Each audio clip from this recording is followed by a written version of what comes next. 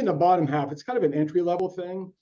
Sometimes smaller companies, that may have a lot of constraints on their investment. They want to introduce the concept of opportunity qualification, which is really what MEDDICC is all about, but they want to crawl into it rather than more of a walk or a run approach. And so at the very bottom, there are a lot of service providers out there that are hanging there by the bottom rung. I'm going to come in, I'm going to talk to your company, I'm going to tell you what each one of the letters is, and then I kind of leave you to your own devices to apply that to the opportunities that you're facing. So it's a good awareness. It's good basic awareness. One step up from that is the recognition that these letters can't exist just on their own, right? So there's a connectivity that occurs between the letters. So I walked you through each one of the letters. I gave you a basic definition of what it is, but then one step up from that is, well, how do these letters relate to each other?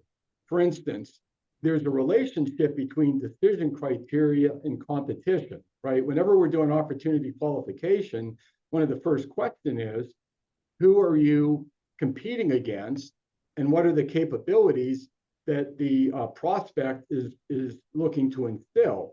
And so if I look at the decision criteria of how they're going to, either from a technical or a business perspective, how they're going to make a decision, what's the anatomy of the decision, how do our capabilities stack up against those decision criteria? Who are the competitors, to include do-it-yourself or do nothing? And then how are they strong against those decision criteria?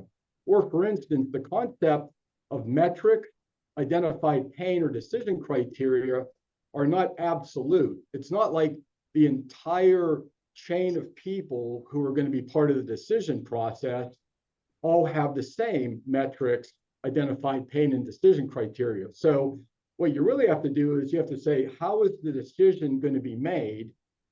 And then who's who in the zoo, right? Who's the economic buyers, the technical buyer, who are the influencers? And then what are their individual metrics, identified pain, and decision criteria that they're going to use, rather than thinking it's one big absolute? Because really what we're trying to do at the end of the day is get a collective yes across everybody who's in the decision-making process. In order to do that, I need to understand what they care about. And if I don't know the metrics, identified pain, and decision criteria for all of them, then I'm going to be oversimplifying. So definition of the letters is good. It's a good entry-level basic, but there's a lot of interplay between the letters that whenever you're rolling this out, you have to be aware of that, because that's really what happens in the wild. And if we're going to attach ourselves to what's really happening out there, we have to be aware that this is not as simple as letter by letter. So connectivity is a big thing.